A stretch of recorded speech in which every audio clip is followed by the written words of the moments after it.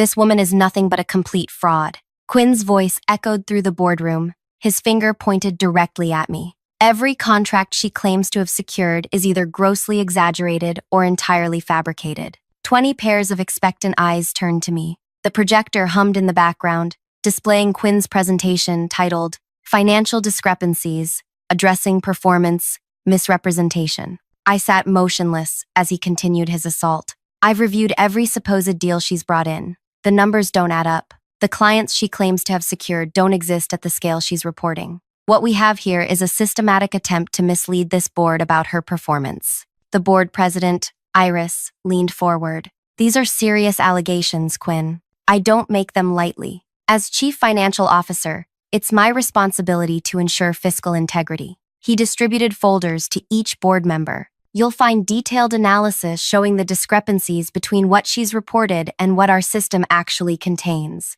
My boss, Tony, who had championed my hiring 6 months ago, wouldn't meet my eyes. What's most concerning, Quinn continued, adjusting his tie, is that when questioned about these inconsistencies, she provided documentation that doesn't match our official records. The whispering started. I could feel my career disintegrating with each passing second. In my 15 years with this company, I've never seen such blatant deception, Quinn concluded. I recommend immediate termination. I finally stood up. The room quieted. I walked to my briefcase without a word, removed a leather portfolio, and placed it on the table. What's this supposed to be? Quinn asked, irritation evident in his voice. The truth, I replied, opening the portfolio. Inside were the original contracts, not copies, but the actual documents with real signatures, watermarks, and official stamps. These are the original contracts I submitted, every single one. I placed them one by one on the table. Interestingly, they don't match the versions currently in our system. Quinn laughed nervously. Anyone can create fake documents. That's why I invited someone else to join us today. I checked my watch. She should be arriving any minute. The door opened, and every head turned. A woman in an impeccably tailored suit walked in. Dahlia, the procurement director from our largest new client. I apologize for my lateness, she said. Traffic was terrible. Quinn's face drained of color. Dahlia approached the table. I understand there's some confusion about our contract. Perfect timing, I said. Would you mind confirming which version of these documents your company signed? She examined both sets of contracts, mine and the ones Quinn had distributed. These, she said, pointing to my originals, are what we signed. The others have been altered. Our commitment was for twice the amount shown in those copies. The silence that followed was deafening. If you're invested in this story already, take a second to like and subscribe. I promise what happens next will completely change how you think about workplace revenge. My name is Lyra Keller. 6 months ago, I was hired as the Director of Market Expansion for a multinational company that specializes in enterprise software solutions. My background isn't typical. I didn't graduate from an elite university or climb the traditional corporate ladder.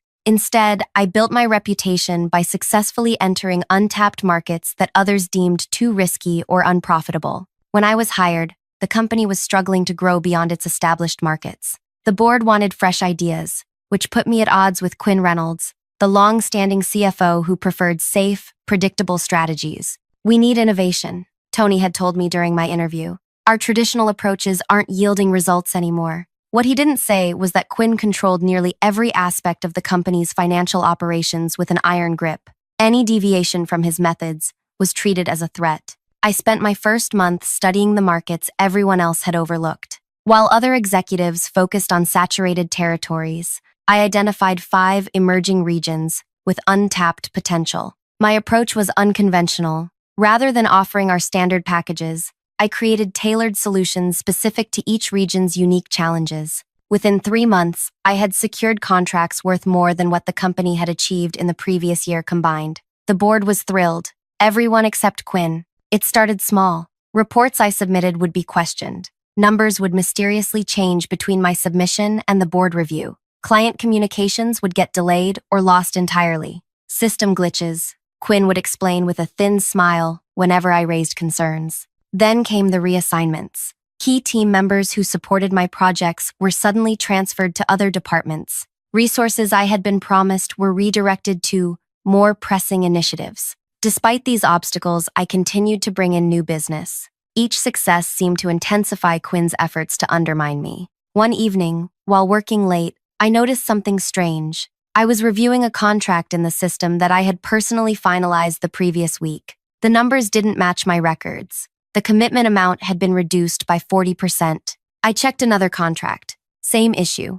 Then another. All modified. That night, I began keeping physical copies of everything. I started documenting every interaction, every submission, every glitch. I recorded dates, times, witnesses. I built my case methodically, knowing I would need irrefutable evidence. What I didn't expect to discover was the money trail. While tracking the discrepancies in our client payments, I noticed a pattern. Funds would be received in full, but only partially recorded in our financial system. The differences were significant, but distributed across multiple accounts in ways that wouldn't trigger automatic audits. I needed help from someone who could access the financial records without alerting Quinn. Penny from IT had always been friendly, and I sensed she had her own reasons to distrust the CFO. I need to verify some payment records, I told her over coffee one day. Off the books. She studied me carefully. Quinn monitors everything in the financial databases. I know. After a long pause, she said, "Give me 3 days." True to her word, Penny provided me with access logs showing who had modified the contracts and when. Every change traced back to Quinn's credentials or those of his 2 closest allies in the finance department. But I still needed to understand why. What was Quinn gaining from sabotaging my work? The answer came from an unexpected source. During a company happy hour, Quinn's assistant, Jasper, had too much to drink. "He's terrified of you," Jasper slurred. "Says you're exposing his whole operation." "What operation?" I asked casually. Jasper leaned in. "The clients. He's been skimming from the big accounts for years. Your new contracts don't fit his system." That was the missing piece. My tailored contracts included detailed payment tracking that would make Quinn's skimming scheme impossible to maintain. He wasn't just protecting his territory, he was protecting his fraud. I spent the next month gathering evidence while pretending to be demoralized by the mounting obstacles.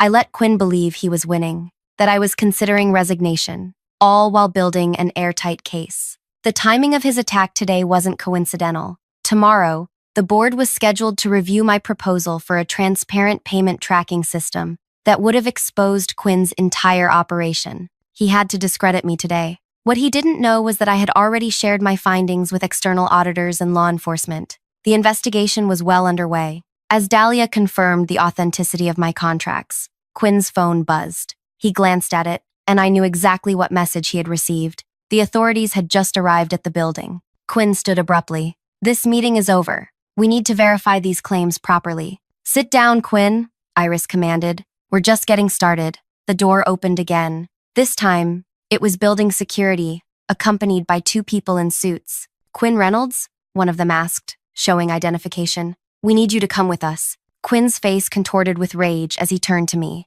"You think you've won? You have no idea what you've done." Quinn looked for allies around the room, finding none. The board members who had praised his financial acumen for years now stared at him with dawning horror. "This is absurd," he sputtered, pointing at me. "She's manipulated you all. These so-called original contracts are the forgeries." The security personnel stepped closer. "You want to know what really happened?" I asked the board, my voice steady despite my racing heart. "Every contract I secured was immediately altered in our system. The payment amounts were reduced, terms were changed, and the differences were being siphoned elsewhere." Iris examined one of the contracts. "These modifications would have cost us millions. 27 million to be exact," I said, "over just the past 6 months." Quinn lunged toward me suddenly, his face twisted with rage. "You destroyed everything." Security intercepted him before he could reach me. As they restrained him, a flash drive fell from his pocket, skidding across the polished floor to stop at my feet. I picked it up, turning it over in my hand. "Don't," Quinn warned, his voice dropping to a desperate whisper. "You have no idea what's on there." But I did know. It was the final piece I needed. As Quinn was escorted from the room, Tony cleared his throat. "Lyra, I think we all deserve a complete explanation." "Of course," I agreed. "But first, there's something you all need to see." I connected the flash drive to the boardroom computer. The screen filled with spreadsheets, intricate financial records spanning 15 years. Quinn's records. Every transaction, I explained. Every manipulated contract. Every diverted payment. He kept meticulous records of his own fraud. The board members leaned forward, stunned by the scope of the deception. How did you know about this drive? Iris asked. I smiled slightly. I didn't know he carried it with him, but I knew it existed. Quinn was too careful not to keep records. What I didn't tell them was how close I'd come to missing everything. How Quinn had nearly succeeded in destroying my career before I caught on to his scheme. How my discovery had been part luck, part desperation. It began 3 months after I joined the company. I had just closed a major deal with Dahlia's firm when I received an unexpected visit from Harriet, one of our longtime clients. I wanted to thank you in person, she said, sitting across from me. Your redesigned payment structure saved us considerable resources. I was confused. I haven't worked on your account, Harriet frowned. But I was told, the new quarterly billing cycle, the adjusted service tiers. When was this implemented? I asked. Last month. The notification came on company letterhead, signed by you. My signature, my name, changes I never authorized. After Harriet left, I dug through every communication with her company. Nothing matched what she described. When I accessed the client portal, however, there they were, service changes bearing my electronic signature. I took my concerns to Tony that afternoon. It's probably a misunderstanding, he said dismissively. Quinn mentioned you were making adjustments to several accounts. I've never touched Harriet's account. Tony sighed. Look, Quinn has managed our client relationships for years. If he says these changes were authorized, I'm inclined to believe him. That night, I couldn't sleep. Someone had used my credentials to modify client contracts. But why? The changes didn't benefit the company. They actually reduced our revenue while making it appear the clients were getting a better deal. Unless. The next morning, I contacted Harriet again. One more question. Where do you send your payments now? Same as always, she replied. Though the account number changed recently. Could you send me those details? When I saw the new account information, something clicked. It wasn't a company account I recognized. I needed to verify my suspicion, but I couldn't trust anyone inside the finance department. That's when I remembered Penny from IT. We'd chatted occasionally in the break room, and she'd mentioned her frustration with Quinn's department repeatedly. The finance systems are held together with tape and good intentions, she'd told me once. Quinn refuses any updates that would make tracking easier. Now I understood why. Penny helped me access the payment logs without triggering alerts. What we discovered was stunning. Clients were paying the original contracted amounts, but only portions were being recorded in our official system. The differences vanished into a network of accounts just outside the company's regular audit scope. This is way beyond a few accounting tricks, Penny whispered as we reviewed the data. This is systematic fraud. How long has it been happening? Penny scrolled through the records. Based on these patterns? Years. Maybe since Quinn became CFO. As I uncovered more details, I realized the true scope of Quinn's operation. He hadn't just been stealing, he'd built an entire shadow financial system within the company. Anyone who threatened that system found themselves marginalized or forced out, which explained why he'd targeted me so aggressively. My approach to contracts included transparent tracking mechanisms that would have made his diversions impossible. He tried to force out 3 expansion directors before you, Penny revealed. Each time someone got close to his operation, they'd suddenly face accusations of incompetence. Why hasn't anyone caught this before? Quinn controls all financial reporting. The board sees only what he wants them to see. I spent weeks gathering evidence, documenting every diverted payment, every altered contract. I needed to be certain before making accusations against someone with Quinn's influence. What I didn't anticipate was how quickly he would move against me. One Tuesday morning, I arrived to find my access to client accounts restricted. By afternoon, several of my team members had been reassigned. By the end of the week, rumors were circulating about discrepancies in my reports. Quinn was setting me up to take the fall. I had 2 choices, run or fight. I chose to fight, but on my terms. Rather than confronting Quinn directly, I contacted Dahlia and several other clients privately. I explained that there appeared to be system issues affecting their contracts and asked them to verify the terms they'd agreed to. Their responses confirmed everything. The contracts in our system bore little resemblance to what they'd signed. This is troubling, Dahlia told me during a confidential lunch. We specifically chose your company because of the terms you offered. Would you be willing to state that officially if needed? She studied me carefully. You're planning something. I'm protecting myself and our clients. Dahlia nodded slowly. Count me in. With client confirmation, I approached Serena, the company's legal counsel. I presented my evidence without accusation, framing it as a system problem I'd discovered.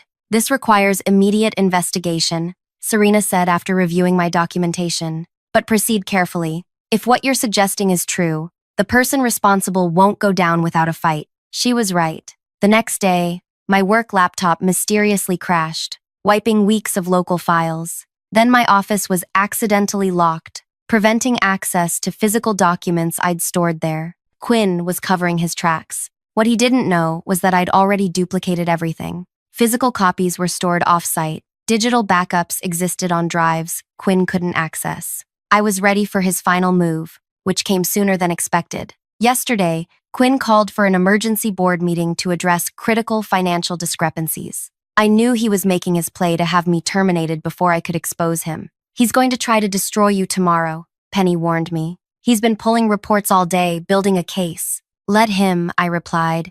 It's exactly what I've been waiting for. The night before the board meeting, I received an unexpected visitor at my apartment. A nervous young man fidgeted on my doorstep. My name is Royce, he said. I work in accounting under Quinn. I know who you are. Quinn ordered me to alter your client contracts in the system. I've been doing it for months. His hands trembled. I didn't know it was part of something bigger until I overheard him on the phone yesterday. He's planning to destroy all the original records after tomorrow's meeting. Why are you telling me this? Because I can't be part of it anymore. He handed me a small object. This fell from Quinn's jacket today. It's everything. His entire operation. The flash drive that now displayed its secrets to the stunned board. Every transaction is documented here, I explained to the board members, including the offshore accounts where the money was transferred. Tony looked physically ill.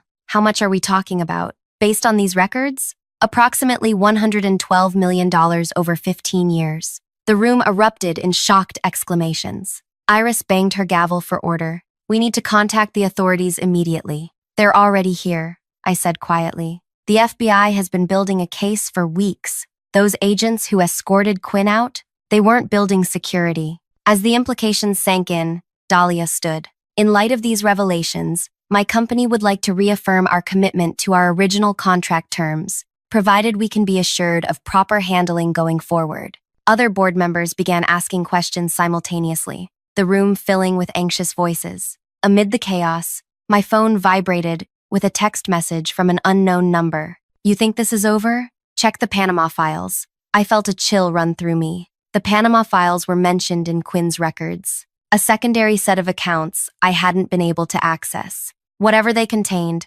Quinn believed they would change everything. And somewhere in the building, an alarm began to sound. The alarm wailed through the building, red emergency lights flashing in the hallway outside the boardroom. What's happening? Iris demanded, rising from her chair. Before anyone could answer, the lights went out. The windowless boardroom plunged into darkness, broken only by the glow of emergency exit signs and the scattered light from phone screens. Everyone stay calm, Tony said, his voice betraying his own anxiety. Emergency lighting flickered on, casting strange shadows across the worried faces around the table. My phone vibrated again. Now you understand. This was never just about money. Serena burst through the door. We need to evacuate. Now. Someone triggered the fire suppression system and locked down the server rooms. The evidence, I gasped, lunging for the flash drive still connected to the boardroom computer. Leave it, Serena ordered. Security has the building surrounded. Nothing leaves. You don't understand, I insisted, yanking the drive free. This isn't a coincidence. As we filed into the hallway, the sprinkler system activated, soaking us in seconds. Board members scattered toward the exits, while security personnel shouted directions over the alarm. I felt a hand grip my arm. It was Penny, her face tense. This is a data purge, she hissed in my ear as we moved with the crowd. Someone's trying to wipe the servers remotely. If they succeed, half your evidence vanishes. My mind raced. Quinn was in custody, but he wasn't working alone. Someone was executing a contingency plan. The Panama files, I muttered. What are they? I don't know exactly, but Quinn kept them on a separate secured server. Whatever they contain, it's serious enough that Quinn kept them isolated from everything else. We reached the lobby where dozens of employees huddled in confused groups. Through the glass doors, I could see police cars and fire trucks arriving. I need to get to Quinn's office, I told Penny. Are you insane? The building's on lockdown, which means whatever they're trying to hide is still here. This is our only chance. Penny hesitated, then nodded. Fifth floor security office. I can override the elevator lockdown from there. We slipped away from the crowd, taking a service corridor that bypassed the main security checkpoint. Penny swiped her badge at a maintenance elevator. This doesn't connect to the central system, she explained as the doors closed. It's for facility management. The elevator groaned upward, stopping at the fifth floor. The security office was empty. Everyone had deployed to manage the evacuation. Penny slid into the chair at the main terminal. I need 2 minutes. I watched the door while she typed furiously, bypassing security protocols and disabling alarms. Got it, she announced. Quinn's office is unlocked, but we have maybe 10 minutes before someone notices these overrides. I'll be quick. We took the stairs to the executive floor, now eerily silent. Quinn's corner office door swung open at my touch. Inside, everything looked immaculate. Too immaculate. Someone's already been here, I noted, seeing the perfectly arranged desk. There's not even a coffee cup. What exactly are we looking for? Penny asked, glancing nervously at her watch. I'm not sure. I ran my hands along the underside of the desk, checking for hidden compartments. Nothing. Try the painting, Penny suggested, pointing to the landscape on the wall. Classic hiding spot. I removed the painting, revealing an electronic safe. Can you crack it? Penny examined the keypad. Not without equipment, but she pulled out her phone and took a picture of the safe. Let me send this to someone. While she worked, I searched the rest of the office. The bookshelves held leather-bound finance volumes, awards, and family photos. I paused at one showing Quinn with a woman and teenage boy. Quinn doesn't have children, I murmured, studying the image. That's his nephew, Ryan, Penny said without looking up. Quinn's been his guardian since his sister died 10 years ago. The pieces clicked into place. The overseas accounts, they're not just for Quinn. Before Penny could respond, her phone chimed.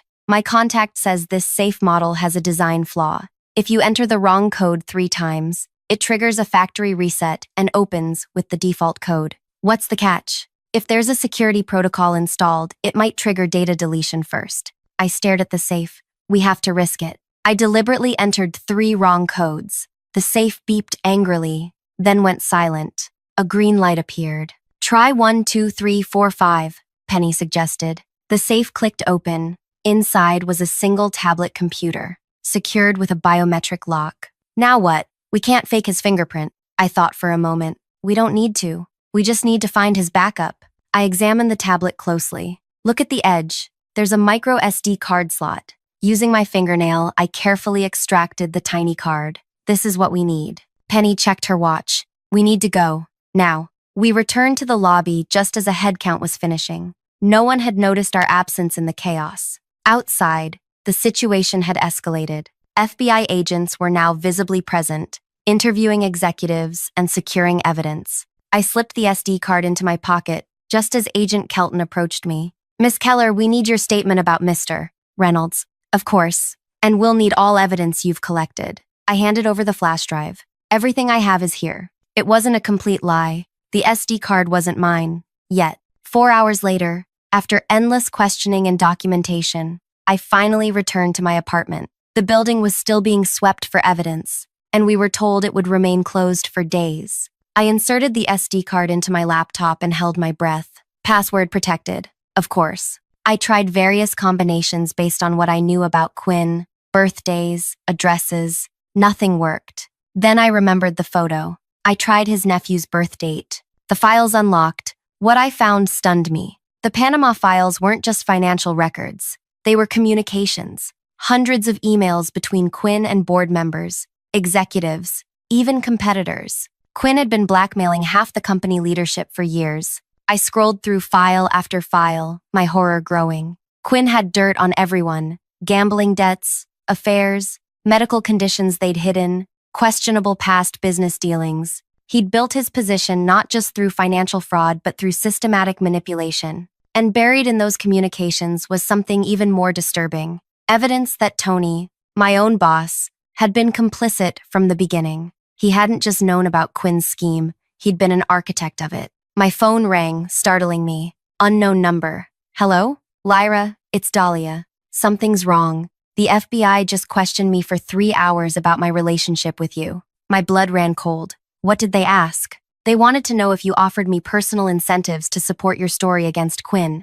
They showed me documentation suggesting you've been siphoning funds yourself. That's impossible. That's what I told them. But Lyra, they had evidence. Bank transfers with your signature. Emails that appeared to come from you. My mind raced. Someone was framing me, trying to make it look like I was the criminal. Don't worry, I assured her. I can prove these are forgeries. After we hung up, I dove back into the Panama files. If someone was setting me up, the evidence would be here. It took hours of searching, but I found it. A detailed plan to use me as a scapegoat if Quinn's scheme was ever discovered. The plan included fake accounts in my name, fabricated communications, even a timeline for when to deploy the false evidence. And at the bottom of the document was an electronic signature, Tony Mitchell, Chief Strategy Officer. My own boss had selected me specifically because my background made me the perfect fall person. No elite education, no powerful family connections, no long history with the company.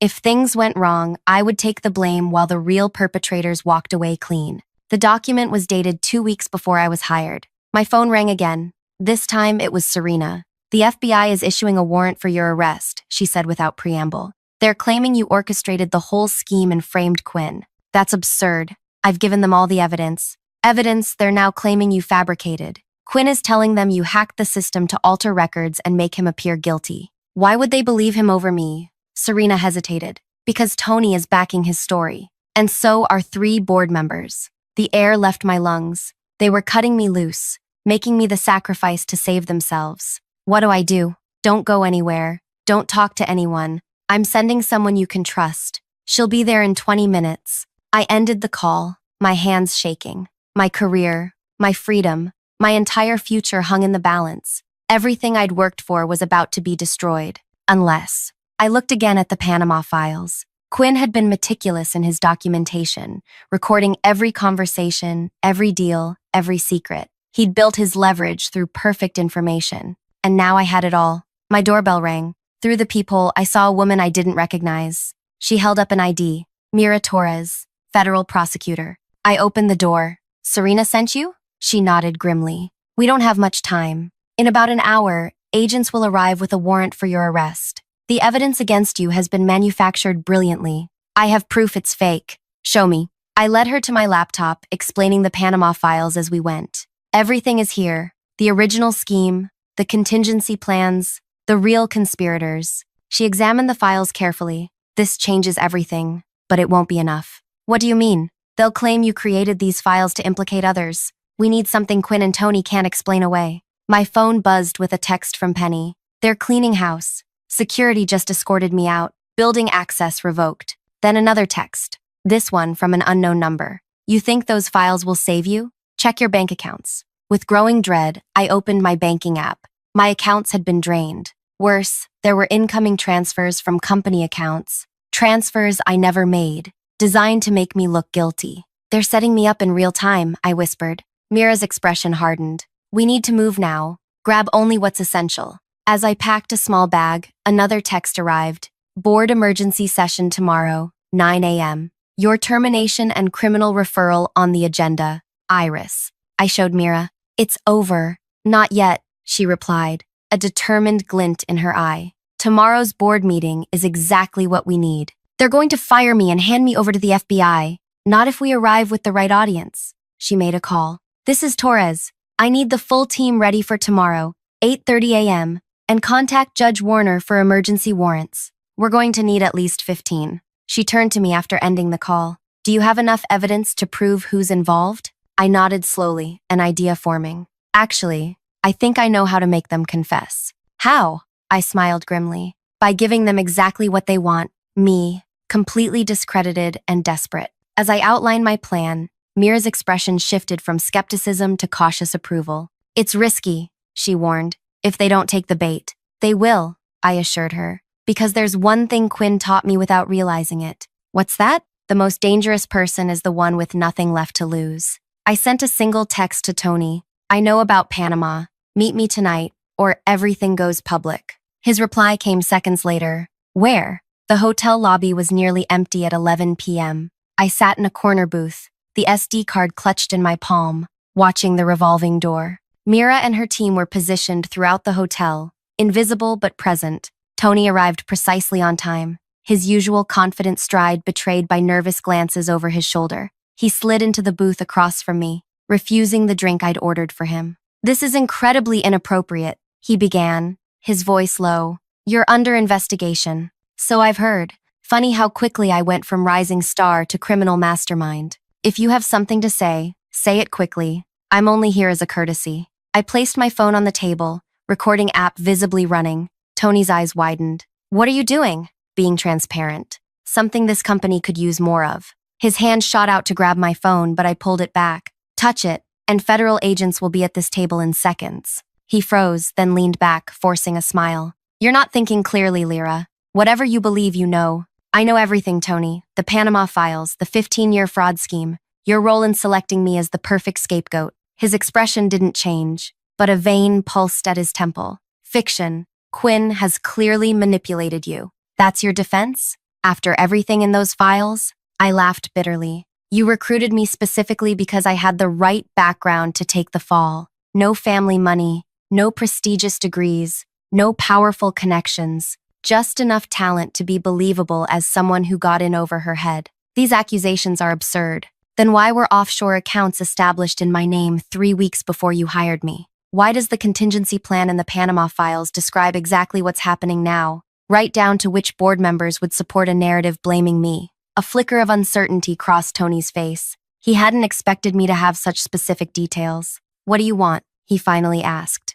"Originally, justice. Now, survival." I slid a small envelope across the table. Inside is an account number. 5 million transferred by 8 a.m. tomorrow, and the SD card is yours. I disappear. You and the board continue your comfortable lives. Tony's eyes narrowed. "You expect me to believe you'd walk away for money? You've destroyed my reputation. By tomorrow, I'll be unemployable and probably facing charges. What choice do I have?" He studied me, searching for deception. Finding none, he took the envelope. "If this is a trap, it's survival, for both of us." After Tony left, Mira emerged from a nearby alcove. "He bought it." "Of course he did," I replied. "People like Tony always believe others can be bought because they can be." "Did you get everything?" She held up her phone. "Every word. Plus his reaction when you mentioned the accounts established before your hiring. That alone shows prior knowledge." "It won't be enough.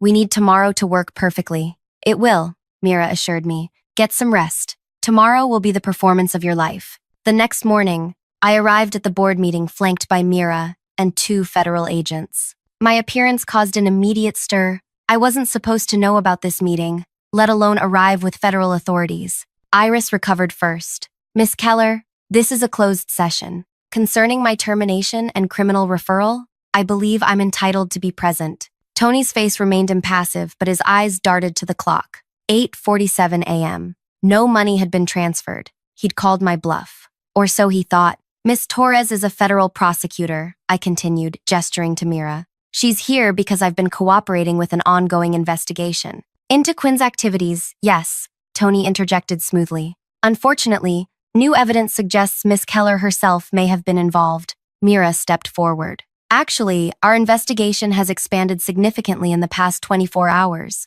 On cue, the boardroom doors opened again. FBI agents entered, followed by Penny and someone I recognized from Quinn's personal photos, his nephew, Ryan. "What is the meaning of this?" Iris demanded. "Ryan has provided us with critical information," Mira announced. As Quinn Reynolds' ward and a former intern in the finance department, he had unique access to his uncle's activities. All eyes turned to the young man, who looked both terrified and resolved. "My uncle made me help him," Ryan said, his voice shaking. "At first, it was just small things, changing numbers in spreadsheets, backdating documents. I didn't understand what I was doing. When I figured it out and threatened to come forward, he reminded me that he controlled my college fund, my housing, everything." Tony's face had gone pale. "This is preposterous. You can't possibly believe." "We have Ryan's sworn testimony," Mira interrupted, "along with data recovered from his personal devices showing instructions from both Quinn Reynolds and you, Mr. Mitchell."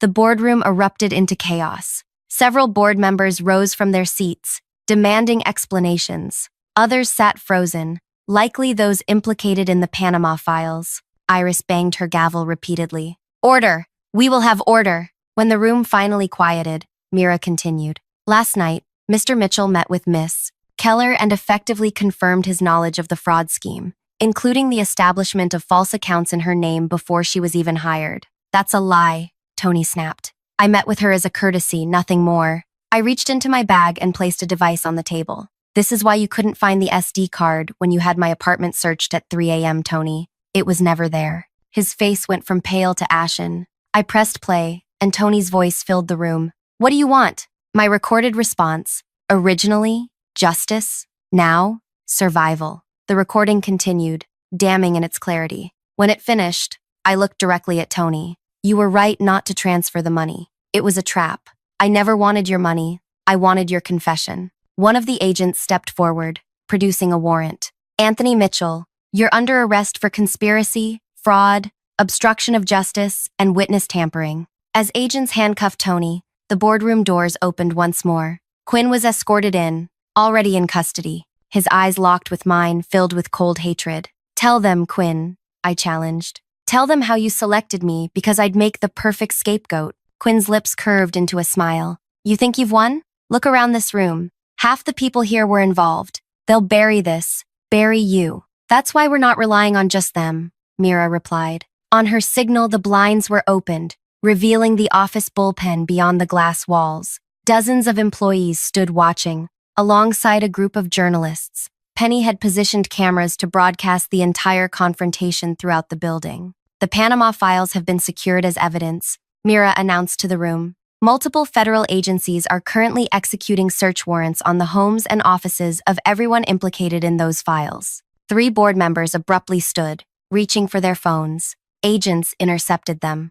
No calls at this time, Mira instructed. Everyone remains here until we've conducted initial interviews. Iris, ashen-faced, turned to me. You've destroyed this company. No, I corrected her. Quinn, Tony, and everyone who enabled them destroyed it. I'm trying to save what's left. Over the next hour, agents led away 7 board members and 3 executives. Those remaining sat in stunned silence as federal teams secured computers and documents throughout the building. When the initial chaos subsided, Iris approached me in the hallway. The board members who weren't involved would like to speak with you. In a smaller conference room, 4 shell-shocked board members waited. The eldest, Grace, spoke first. We've been blind fools. The company is facing catastrophe, stock in freefall, clients fleeing, employees in turmoil. What do you need from me? I asked. Your help, Grace replied simply. You uncovered this. You understood the scheme when none of us did. We need someone who can rebuild trust, both internally and with our clients. You want me to stay? After everything? We're offering you the CFO position, with a mandate to implement whatever transparency measures you deem necessary. I almost laughed at the irony. You realize most of the executive team is in federal custody, which is why we need to move quickly. The company can survive this, but only with the right leadership. I thought of all the honest employees whose livelihoods depended on the company's survival, people like Penny, who had risked everything to help expose the truth. I have conditions, I said. Full audit powers, a complete overhaul of financial systems, and immunity from civil litigation for whistleblowers like Penny. Done, Grace agreed without hesitation. 3 days later, I stood before hundreds of anxious employees in the company auditorium. Behind me, a presentation displayed my plan for rebuilding the company's financial structure and ethical foundation. Many of you knew something was wrong, I began. You saw inconsistencies,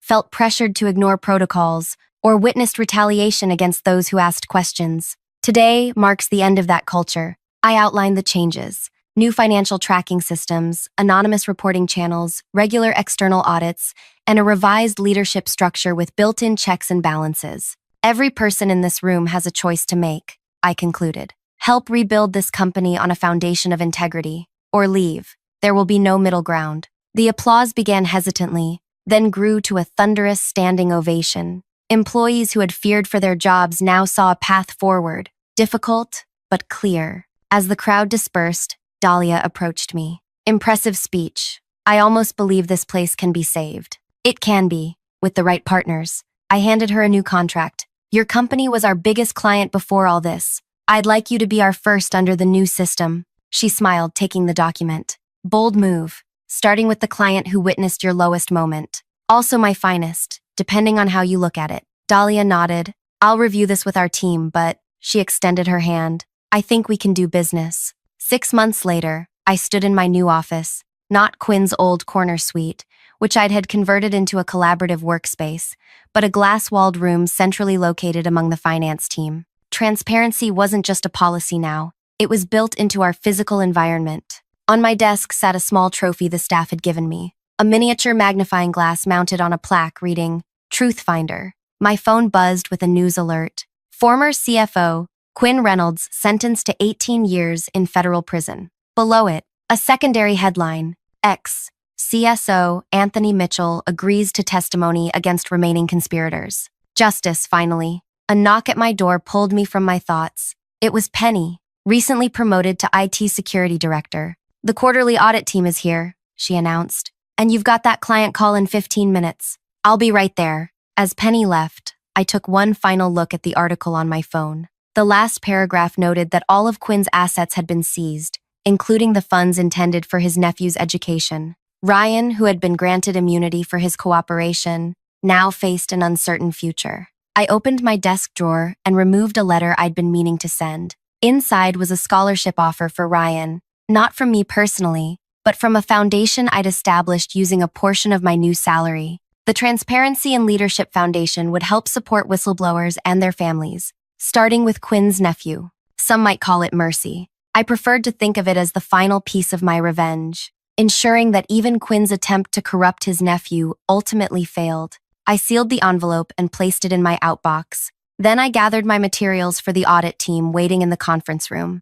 Another routine check in our new system of perpetual verification. The company was healing. Our stock price had stabilized. Clients were returning. And the culture of fear had been replaced with something revolutionary in the corporate world: honesty. As I walked through the open office, employees nodded respectfully, not with the fearful deference they'd shown Quinn, but with genuine appreciation. I'd shown them that integrity wasn't just an abstract virtue, it was a practical business strategy. That was my true revenge, not just exposing the corrupt system, but building something better in its place. If this story resonated with you, please take a moment to like, comment, and subscribe.